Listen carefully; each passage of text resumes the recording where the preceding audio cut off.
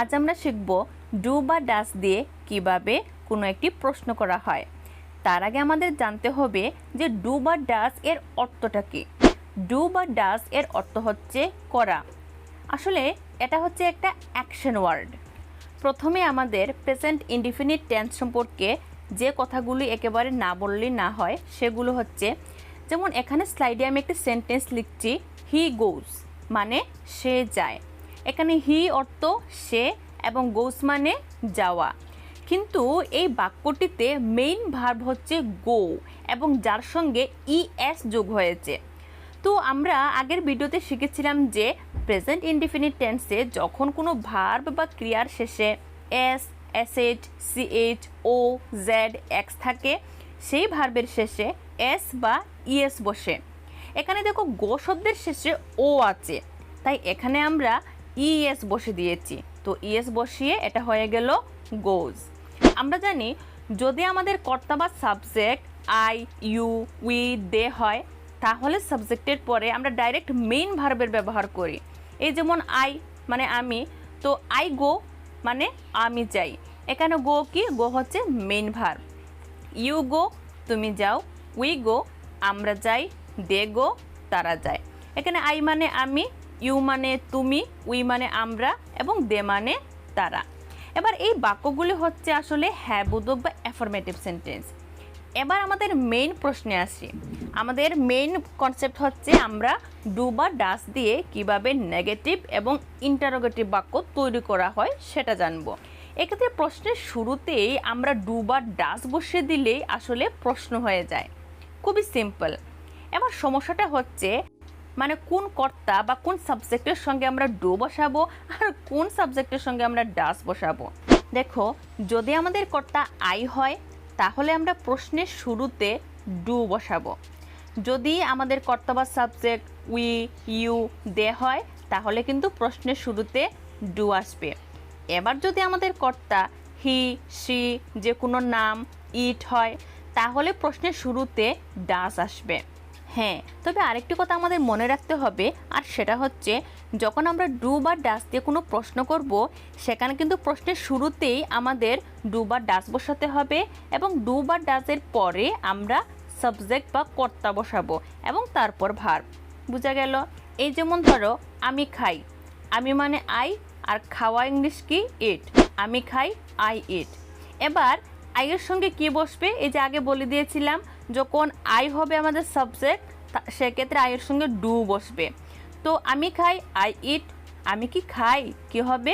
বাক্যের প্রথমে ডু আসবে, তারপর সাবজেক্ট এখানে হচ্ছে আই, তো ডু এর পরে আই লিখলাম, ডু আই ইট। আমি কি খাই? Do I eat. আমরা যাই, আমরা মানে উই, যাওয়া মানে গো। আমরা যাই, উই গো। আমরা কি যাই কি হবে? Do we go. আমরা কি যাই? Do we go. তুমি লাজুক, তুমি মানে ইউ আর লাজুক মানে শাই। তুমি লাজুক, ইউ শাই। তুমি কি লাজুক? এবার প্রশ্ন করছি, তুমি কি লাজুক? তো কি হবে? Do you shy. তারা দেখে, দে লুক। তারা কি দেখে? Do they look. তারা কি দেখে? Do they look. তার মানে আমরা বুঝলাম যে যদি আমাদের সাবজেক্ট বা কর্তা আই, উই, ইউ, দে হয় তাহলে প্রশ্নটা ডু দিয়েই হবে। এবার যদি আমাদের কর্তা হি, সি, নেম, ইট হয় তাহলে কিন্তু প্রশ্নের শুরুতে ডাস বসবে এবং ডাজের পরে সাবজেক্ট এবং তারপর মেইন ভার্ব। যেমন সে যায়, ইংলিশটা কি হবে? সে মানে তো হি, আর যাওয়া ইংলিশ গো। কিন্তু যেহেতু এটা প্রেজেন্ট ইনডিফিনিট টেন্স এবং গো শব্দের শেষে ও আছে, তো গোস হয়ে যাবে। তো সে যায়, হি গোস। এবার প্রশ্নটা কিভাবে করব?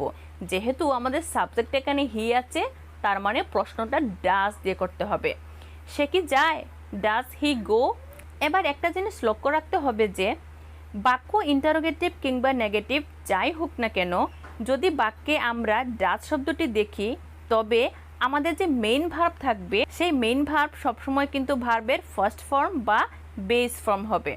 এখানে মূল ভার্বটি হচ্ছে গো মানে যাওয়া, তো প্রশ্নটা ডাস দিয়ে শুরু হয়েছে, তাই গোস না হয়ে এখানে কিন্তু হয়ে যাবে এটা গো। সে কি যায়? ডাস হি গো। সে খেলে, সে মানে সি বা হি বলতে পারি, আমরা হি বলি কোনো ছেলেদের সম্পর্কে সে বলার জন্য এবং শি বলি কোনো মেয়েদের সম্পর্কে সে বলার জন্য। ধরুন আমি শি লিখছি, সে খেলে, শি প্লেস। এবার সে কি খেলে, কি হবে, ডাজ শি প্লে। এখানে কিন্তু প্লে শব্দটির সঙ্গে আর এস বসবে না, কেন? কারণ এই প্রশ্নটা শুরু হয়েছে ডাজ দিয়ে, আর যখনই বাক্যের ডাজ থাকবে তখন কিন্তু আমাদের মেইন ভার্বের সঙ্গে কোনো ধরনের এস, ইএস এগুলো বসবে না। রিতা পড়াশোনা করে, রিতা রিডস। রিতা কি পড়াশোনা করে? Does Rita read? এটা দেখা যায়, ইট লুকস। এটা কি দেখা যায়? Does it look? চলো এবার আসি ডু বা ডাজ দিয়ে কিভাবে নেগেটিভ বাক্য তৈরি করা হয় সেটা বুঝে নিই। এক্ষেত্রে আমরা সাবজেক্টের পর ডু বা ডাজ বসাবো এবং তারপরে খুব সুন্দর করে একটা নট, এনটি নট বসিয়ে দিলেই এটা হয়ে যাবে নাবোধক বা নেগেটিভ বাক্য।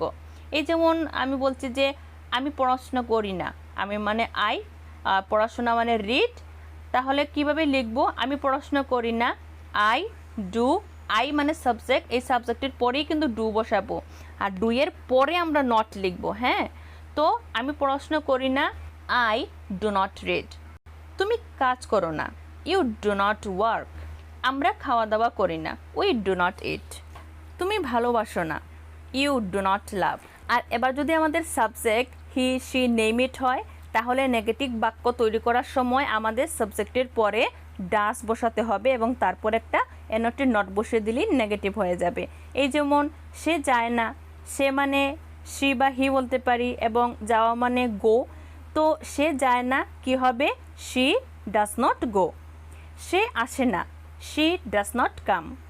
মনিকা রান্না করে না, এখানে মনিকা কি, এটা হচ্ছে নেম। তো মনিকা রান্না করে না কি হবে? Monica does not cook. এটা বোঝা যায় না, it does not understand. Do বা ডাজ দিয়ে কিভাবে নেগেটিভ এবং ইন্টারোগেটিভ বাক্য তৈরি করতে হয়, যদি এই কনসেপ্টের সমস্ত ডাউট ক্লিয়ার হয়ে যায় তাহলে অবশ্যই ভিডিওটাকে একটা লাইক করো, আর যদি চ্যানেলে প্রথমবার হয়ে থাকো তাহলে চ্যানেলটাকে সাবস্ক্রাইব করো, যাতে আমার পরের সবগুলো ভিডিও খুব সহজে পেতে পারো।